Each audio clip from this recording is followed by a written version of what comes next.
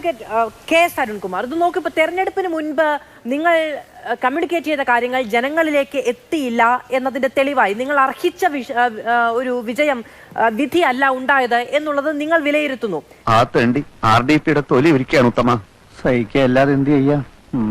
ഇന്നത്തെ ദിവസം അല്ലെങ്കിൽ ഈ തിരഞ്ഞെടുപ്പിന്റെ ചിത്രം പുറത്തു വന്നതിന് ശേഷം ജനാധിപത്യം ഏറ്റവും കൂടുതൽ നിശ്ചിതമായി വിമർശിക്കേണ്ടുന്ന പല കാര്യങ്ങൾ നിങ്ങളുടെ ഘടകങ്ങളിൽ നിന്ന്, നിങ്ങളുടെ അണികളിൽ നിന്ന്, എന്തിനാ നിങ്ങളുടെ സ്ഥാനാർത്ഥികളിൽ നിന്ന് പോലും ഉണ്ടായി. മനസ്സിലായോ? എങ്കിലും പറഞ്ഞാട്ടെ, നമ്മൾ എന്തുകൊണ്ട് തോറ്റു?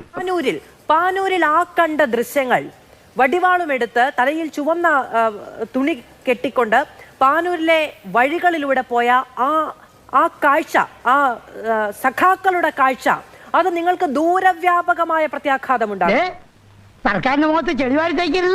കേരളത്തിലെ വോട്ടർമാർ, പ്രബുദ്ധരായ വോട്ടർമാർക്ക് നിങ്ങൾ അത് വിശദീകരിച്ചു കൊടുക്കേണ്ടി വരും. ഫറോക്കിൽ കേൾക്കുന്ന വെല്ലുവിളി, പത്തനംതിട്ടയിൽ കേൾക്കുന്ന വെല്ലുവിളി, ആ നിലയ്ക്ക് അരിവാളിന് മറ്റുപയോഗങ്ങൾ ഉണ്ടെന്ന് ജനങ്ങളോട് പറയാനാണോ നിങ്ങൾ സ്ഥാനാർത്ഥികളെയും നേതാക്കളെയും രാഷ്ട്രീയം പഠിപ്പിച്ചിരിക്കുന്നത്? അല്ല. നിങ്ങൾ ചില വീഡിയോ ഇതിന്റെ ഭാഗമായിട്ട് കാണിച്ചു. എന്നാൽ പല വീഡിയോകളും സോഷ്യൽ മീഡിയയിൽ നന്നായിട്ട് തന്നെ ഉണ്ട്. ആ വീഡിയോയിലെല്ലാം നേതാക്കന്മാരടക്കം പ്രസംഗത്തിൽ പറയുന്നത് യാതൊരു പ്രകോപനവുമില്ലാതെ ഞങ്ങളുടെ നേതാക്കന്മാരെയും പ്രവർത്തകരെയും ആക്രമിക്കാൻ വന്നാൽ ഞങ്ങൾ അതിനെ നേരിടും എന്നതാണ്. അക്രമം ഞങ്ങളായിട്ട് ആരും സൃഷ്ടിക്കുന്നില്ല, ഞങ്ങളുടെ വഴിയല്ല. എന്നാൽ ഇങ്ങോട്ട് ആക്രമിച്ചു വന്നാൽ സ്വാഭാവികമായും ഒരു രാഷ്ട്രീയ പ്രസ്ഥാനം എന്ന രൂപത്തിൽ അതിനെ പ്രതിരോധിക്കുക എന്നുള്ളതും ഞങ്ങളുടെ സഖാക്കളുടെ ജീവ സുരക്ഷ ഉറപ്പുവരുത്തുക എന്നുള്ളതും ഞങ്ങളുടെ കടമയാണ്. അല്ല, ഇത് രണ്ടും കൂടെ നടക്കില്ല അഡ്വക്കേറ്റ് കെ എസ് അരുൺകുമാർ. ഒന്നുകിൽ പോലീസ് അല്ലെങ്കിൽ പാർട്ടിക്കാർ എന്നൊരു നിലയുണ്ടല്ലോ. ഇപ്പൊ പാനൂരിലുണ്ടായ പ്രകോപനം എന്താണ്?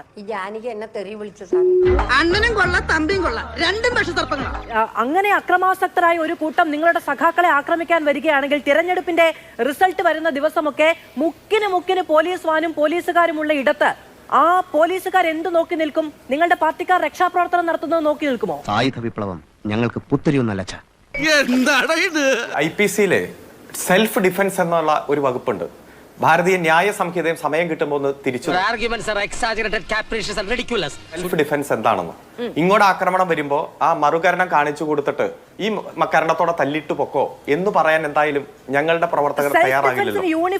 അങ്ങായാലും തയ്യാറാകുമെന്ന് ഞാൻ നമ്മുടെ പാർട്ടിയുടെ ഇമേജ് വർദ്ധിപ്പിക്കാൻ വേണ്ടി ആലോചിക്കുമ്പോ നിങ്ങൾ നിങ്ങളുടേതായിട്ടുള്ള ചില വീഡിയോ കാണിച്ചിട്ട് അതിന് മറുപടി പറഞ്ഞാൽ ഞാൻ ചില വീഡിയോ അങ്ങ് അയച്ചു തരാം. കാലിൽ ഇതുപോലെ തന്നെ വടിവാള് ഉറപ്പിച്ചു വെച്ചിട്ട് ലീഗ് പ്രവർത്തകർ, CPM പ്രവർത്തകരെ ആക്രമിക്കുന്ന അടക്കമുള്ള വീഡിയോ ഞാൻ കാണിച്ചു തരാം. അവന്മാരുടെ കാര്യമൊന്നും പറയാൻ പറ്റൂല, രണ്ടും ഭ്രാന്തന്മാരാ. ഞങ്ങളായിട്ടൊരു പ്രകോപനം ഉണ്ടാക്കാൻ പോയിട്ടില്ല. ഓഫീസറായിട്ടല്ല, ഒരിടനിലക്കാരൻ എന്ന നിലയ്ക്ക് ഞാൻ പറയാം. നിങ്ങളോടുള്ളതിന്റെ മറുപടി നിങ്ങൾ പറയൂ. അരിവാൾ ചുറ്റിക നക്ഷത്രം ആലേഖനം ചെയ്ത ചുവന്ന തുണിയെടുത്ത് തലയിൽ കെട്ടി റിസൾട്ട് വന്ന ദിവസം വീടുകളിലടക്കം കയറി, പാനൂരിൽ വീട്ടിലടക്കം കയറി അക്രമം നടത്താനുള്ള പ്രകോപനം എന്തായിരുന്നു? അത് ഒരു തിരഞ്ഞെടുപ്പിൽ വിധി എഴുതിയ ജനങ്ങളോട് മുഴുവനുമുള്ള വെല്ലുവിളിയല്ലേ? ഇനി ഞാൻ ചോദിച്ച കാര്യം, അങ്ങനെ ഏകപക്ഷീയമായ ആക്രമണം നടത്താൻ ഏതെങ്കിലും രാഷ്ട്രീയ പാർട്ടികൾ, നിങ്ങൾ പറഞ്ഞത് ലീഗുകാരുമായി ബന്ധപ്പെട്ട ചോദ്യമുണ്ട്, UDF-ന്റെ പ്രതിനിധി ഞാൻ ചോദിച്ചിരിക്കും അഡ്വക്കേറ്റ് കെ എസ് അരുൺകുമാർ. പക്ഷേ അങ്ങനെയുള്ള പ്രകോപനങ്ങൾ ഉണ്ടായിട്ടുണ്ടെങ്കിൽ സംസ്ഥാനത്ത് ആഭ്യന്തര വകുപ്പും പോലീസും എന്തിനാണ്? ഈ മുഖ്യൻ ഈ രീതിയിൽ ഭരണം ഇനിയും തുടർന്നാൽ KDF അടുത്ത തെരഞ്ഞെടുപ്പിൽ പറഞ്ഞല്ലോ, ഞങ്ങൾക്ക് ഉദ്ദേശിച്ച വിജയം കിട്ടില്ല. കണക്ക് വെച്ച് ഞാനങ്ങ് പറഞ്ഞല്ലോ, 110 സീറ്റിൽ നിന്ന് UDF 80 സീറ്റിലേക്ക് ചുരുങ്ങിയ കണക്കടക്കം പറഞ്ഞപ്പോ UDF-ന്റെ പ്രതിനിധി പറഞ്ഞത് അയ്യോ ഞങ്ങൾ ജയിച്ചു എന്നത് അംഗീകരിച്ചു. നിങ്ങൾ ജയിച്ചു, നിങ്ങൾക്ക് ഇത്ര സീറ്റ് വർധനവുണ്ടായി. 7 ജില്ലാ പഞ്ചായത്ത്, ഗ്രാമപഞ്ചായത്ത്. അക്രമ പ്രവർത്തനങ്ങളിൽ നിന്ന് അങ്ങ് കണക്കിലേക്ക് വളച്ചൊടിച്ചു പോകരുത് അഡ്വക്കേറ്റ് കെ എസ് അരുൺകുമാർ. ഞാൻ ചോദിച്ച അക്രമ പ്രവർത്തനങ്ങളിലേക്ക് അങ്ങ് തിരികെ വരൂ. ആ നിലയ്ക്കുള്ള കാര്യങ്ങളെ പാർട്ടി എൻഡോഴ്സ് ചെയ്യുന്നുണ്ടോ? ഒരിക്കൽ പറയാം, ഇപ്പൊ വേണ്ട. വേണം, ഇപ്പൊ പറയണം. കാണിച്ച അക്രമ പ്രവർത്തനങ്ങൾ സെലക്ടീവ് ലീക്കേജ് ആണ്. യഥാർത്ഥത്തിൽ നടന്ന മലപ്പുറം ജില്ലയിലും കോഴിക്കോട് ജില്ലയിലും കണ്ണൂർ ജില്ലയിലും നടന്ന പല സംഭവ വികാസങ്ങളും മറച്ചുവെച്ച് ആദ്യ സീനുകളൊക്കെ വെട്ടിമാറ്റി അതിനുശേഷം സ്വാഭാവികമായിട്ട് ഉണ്ടാകുന്ന ഒരു സെൽഫ് ഡിഫൻസ്. ഇതൊക്കെ പത്രക്കാരെയും TV-ക്കാരെയും വിളിച്ച് സർക്കാരിനെ കരിവാരി തേക്കാൻ ശ്രമിച്ചാൽ എനിക്കിതൊക്കെ ഹൈക്കമാൻഡിനോട് പറയേണ്ടി വരും. ആ പ്രതിരോധം എടുത്തു കാണിച്ചിട്ട് ഇത് നിങ്ങളുടെ രീതിയാണോ എന്ന് ചോദിച്ചാൽ ചില പ്രതിരോധമെല്ലാം ഒരു രാഷ്ട്രീയ പാർട്ടിയുടെ രീതിയായിട്ട് വരും. കാരണം ജനിച്ച നാട്ടിൽ അന്തസ്സായി സംഘടനാ പ്രവർത്തനം നടത്തി ഒരു തെരഞ്ഞെടുപ്പിൽ തോൽവി ഉണ്ടാകുമ്പോൾ ആ തോൽവിയുടെ ഭാഗമായിട്ട് അങ്ങ് തീർത്ത് കളയാം എന്ന് വിചാരിച്ച് ഇങ്ങോട്ട് ആക്രമണം ഉണ്ടാകുമ്പോൾ സ്വാഭാവികമായിട്ടൊരു പ്രതികരണമൊക്കെ ഉണ്ടായിട്ടുണ്ട്. അത് ഞങ്ങളുടെ ഒരു കൃത്യമായിട്ടുള്ള രീതിയോ പ്രഖ്യാപനമോ അല്ല. അത് ആരെങ്കിലും നേതൃത്വം ആഹ്വാനം ചെയ്തിട്ടുമല്ല. സ്പോണ്ടേനിയസ് ആയിട്ട് ഗ്രാമപ്രദേശങ്ങളിൽ അത്തരം പ്രതികരണങ്ങൾ ഉണ്ടായിട്ടുണ്ട്. അതേതായാലും നന്നായി. കുടുംബത്തിൽ പറഞ്ഞവർ ഇങ്ങനെ തന്നെ ചെയ്യണം. അങ്ങനെ തീരാൻ കഴിയില്ല. അഡ്വക്കേറ്റ് കെ എസ് അരുൺകുമാർ, അത് ആ അക്രമ പ്രവർത്തനങ്ങൾ അങ്ങനെ നിങ്ങൾ കോംപ്രമൈസ് ചെയ്ത് തീർക്കാൻ കഴിയുന്ന ഒരു സംവിധാനമായി രാജ്യത്ത് നിലനിൽക്കുന്നില്ല. ഇനി ലീഗുകാരോ കോൺഗ്രസുകാരോ അക്രമ പ്രവർത്തനം നടത്താൻ തെരഞ്ഞെടുപ്പ് ദിവസം ഇറങ്ങി പുറപ്പെട്ടിട്ടുണ്ട് എങ്കിൽ അതിന് പരിചയം ഒരുക്കുക, പ്രതിരോധം ഒരുക്കുക എന്ന് പറയുന്നത് രാഷ്ട്രീയ പാർട്ടികളുടെ രീതി എന്ന നിലയ്ക്ക് നിങ്ങൾ അതിനെ ഇപ്പോഴും ന്യായീകരിക്കുകയാണ്. അതെനിക്ക് മനസ്സിലായി, നിങ്ങൾ ആരെ തെണ്ടിന്ന്. അത് നിയന്ത്രിക്കാൻ സംസ്ഥാനത്ത് പോലീസ് ഇല്ലെങ്കിൽ അത് ആരുടെ കുറ്റമാണ്? അതിന്റെ കൊസറാക്കുള്ള മുഴുവൻ എന്റെ നേർക്കാണല്ലോ വരുന്നേ. ഞാൻ സഹിച്ചു. ഞാൻ പറഞ്ഞല്ലോ, 2 വകുപ്പ് ആ സെൽഫ് ഡിഫൻസ് എടുത്തൊന്ന് വായിച്ചു നോക്കിയാൽ മതി. സ്വാഭാവികമായിട്ടും സ്പോണ്ടേനിയസ് ആയിട്ടുള്ള ഒരു പ്രതികരണം സ്വാഭാവികമായിട്ടും ഉണ്ടാവും. അത് ഏത് ഗ്രാമപ്രദേശങ്ങളിലും സംഘടനാ പ്രവർത്തനം നടത്തുന്നവർക്ക് അറിയാം. ഇവിടെ ഈ ചർച്ചയിൽ പങ്കെടുക്കുന്ന 2 പേർക്കും കൃത്യമായി ബോധ്യമുണ്ട്. പക്ഷെ അവരെ ചർച്ചയിൽ പറയുമോ എന്ന് എനിക്കറിയില്ല. അതുകൊണ്ട് നിങ്ങൾ സെലക്ടീവ് ആയിട്ടുള്ള അത് മനസ്സിലാക്കാനുള്ള വിവരം വേണ്ട ഇയാൾക്ക്. അത് ഇതുവരെ എനിക്ക് പിടികിട്ടാത്ത കാര്യമാണ് സാർ. തനിക്ക് പിടി കിട്ടില്ലല്ലോ. You are a fool. Yes sir. Sir അതുകൊണ്ട് ഞങ്ങൾ ഡിഫെൻഡ് ചെയ്യുന്നു എന്ന നിലയ്ക്ക് ആൾക്കൂട്ട ആക്രമണങ്ങൾ അങ്ങോട്ടും ഇങ്ങോട്ടും സംസ്ഥാനത്ത് ഒരു ഇലക്ഷൻ റിസൾട്ടിന്റെ ദിവസം ഉണ്ടാകുന്നുണ്ടെങ്കിൽ അത് നിയന്ത്രിക്കാൻ കഴിയാത്ത പോലീസ് സംവിധാനത്തെയും ആ പോലീസ് സംവിധാനത്തിന് നേതൃത്വം കൊടുക്കുന്ന ആഭ്യന്തര വകുപ്പിനെയും എന്ത് പേര് ചൊല്ലി വിളിക്കണമെന്ന് കൂടി പറഞ്ഞു വെച്ച് പോകും. മണ്ടത്തരം പഠിച്ചിട്ട് വന്ന് നിൽക്കുക. എടാ നിന്റെ സംസർഗം കൊണ്ടാ എനിക്ക് ഇങ്ങനെ ഓരോ അബദ്ധങ്ങൾ പറ്റണത്. IPC പറയുന്നുണ്ടോ? നിങ്ങൾക്ക് ഇഷ്ടമുള്ള പേര് വെച്ച് വിളിക്കാം. നിങ്ങൾ കുറച്ച് ദിവസമായിട്ട് ഇഷ്ടമുള്ള പേര് വെച്ചിട്ട് തന്നെയാണല്ലോ വിളിക്കുന്നത്. CPM-നെ ആക്രമിക്കാൻ, ഇടതുപക്ഷത്തെ ആക്രമിക്കാൻ നിങ്ങൾക്ക് തോന്നിയ ഇൻട്രോ, തോന്നിയ സമാപനം, കൺക്ലൂഷൻ, തോന്നിയ വാക്കാ പറയുന്നത്. വേണ്ട, മനസ്സിലാകുന്ന ഭാഷയിൽ ഞാൻ പറഞ്ഞു. താങ്കൾക്ക് അത് മനസ്സിലാവുമെങ്കിൽ മനസ്സിലാകട്ടെ. ഞങ്ങളെ സംബന്ധിച്ചിടത്തോളം ആക്രമണം ഞങ്ങളുടെ വലിയല്ല. പക്ഷേ ഞങ്ങളെ യാതൊരു പ്രകോപനമില്ലാതെ ആക്രമിക്കാൻ വരുമ്പോൾ സ്വാഭാവികമായിട്ട് ഇവൻ ആമ്പറടിച്ചിട്ട് പോലും ഒന്നും പറയുന്നില്ല.